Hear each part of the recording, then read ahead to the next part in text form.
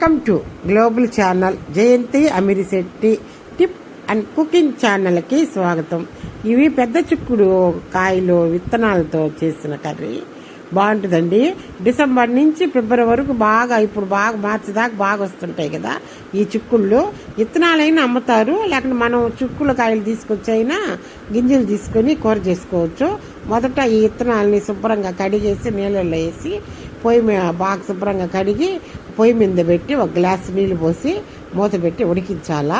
ఉడికించిన తర్వాత ఒక 10 నిమిషాలు తగిన తర్వాత అవి బాగా కొంచెం గ్లాసులో నీళ్ళు పెట్టాం కదా పొయ్యి మీద, అవి ఉడికించాలా 10 నిమిషాలు.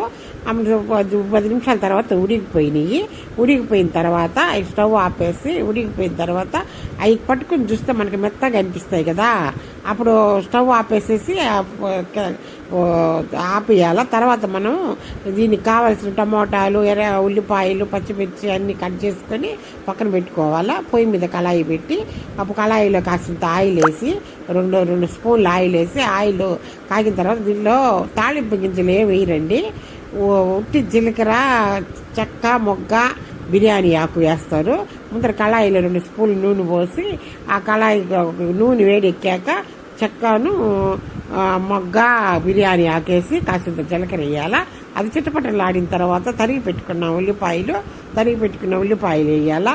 తరిగి పెట్టుకున్న ఉల్లిపాయలు కొద్దిగా మగ్గిన తర్వాత అవి మగ్గిన తర్వాత ఈ టమాటాలు సన్నగా కట్ చేసి పెట్టుకున్నాం కదా, టమాటాలు చీలికలిగా పచ్చిమిర్చి తరిగి పెట్టుకున్నాము, అవి టమాటాలు వేసేసి ఈ పచ్చిమిర్చి, కరివేపాకు, పుదీనా కడిగి పెట్టుకొని పుదీనా, కరివేపాకు వేసేయాలి. దాంట్లో ఈ చీలికలు పచ్చిమిర్చి వేసినాక పుదీనా వేస్తే మంచి వాసన అండి. ఇది తీగూర, ఇది మా పక్క తీగూర అంటారు దీన్ని.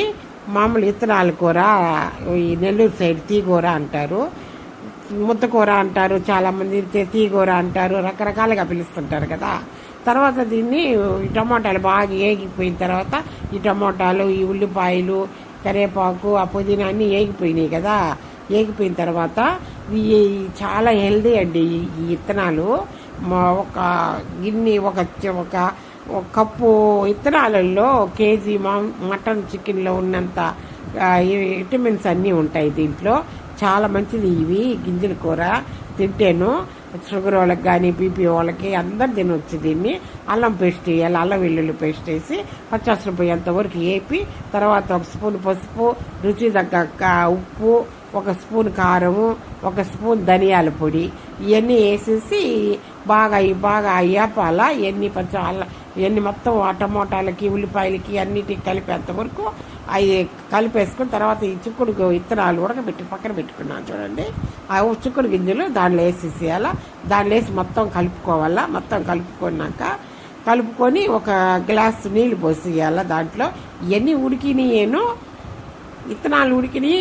ఇప్పుడు టమోటా, పచ్చిమిర్చి అన్నీ వేగిపోయినాయేను. అయినా కూడా మనం కొద్దిగా నీళ్లు పోయాలా. ఒక గ్లాస్ నీళ్ళు పోసి అదంతా కదిపేసి మూత పెట్టేయాలా. 10 నిమిషాలు ఉడకనివ్వాలి దాన్ని. 10 నిమిషాలు ఉడికిన తర్వాత మూత తీసి చూసేసి గుమ్మలాడే చిక్కుడు గింజల కూర రెడీ అయిపోయింది.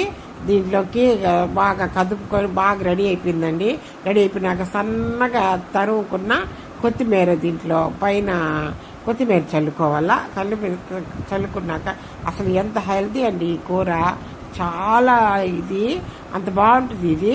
చపాతీలోకి, రోటీలోకి, పూరీలోకి, అన్నంలోకి, బిర్యానీలోకి అన్నింటిలో బాగుంటుంది. ప్రతి ఒక్కరు తినవచ్చు, పిల్లల కానించి పెద్దల వరకు. అంత మంచి ఆరోగ్యవంతమైన కర్రీ ఇది. లైక్ చేయండి, షేర్ చేయండి, సబ్స్క్రైబర్ చేయండి. ఫస్ట్ ఈ ఛానల్ చూసేవాళ్ళు సబ్స్క్రైబర్ చేసుకోండి. అంత బాగుంటుంది ఈ కూర, సూపర్గా ఉంటుంది ఈ విత్తనాల కూర. ఈ విత్తనాలు మనకి బజార్లో దొరుకుతాయి బాగా. లేకుంటే మనం చిక్కుడు గింజలు తీసుకొని అయినా విత్తనాలు తయారు చేసుకోవచ్చు. అది బాగుంటుంది. ఇది మాకేమో ఇక్కడ కావల్లో బాగా దొరుకుతాయండి. ఇవి దొరుకుతాయి బాగా. అవి తెచ్చుకొని విత్తనాలు కానీ విడిగా అమ్ముతారు. వీటిని విత్తనాలు కానీ అమ్ముతారు. లేకుంటే మీరేమో చిక్కుళ్ళు తెచ్చుకుని విత్తనాలుగా చేసుకోవచ్చు.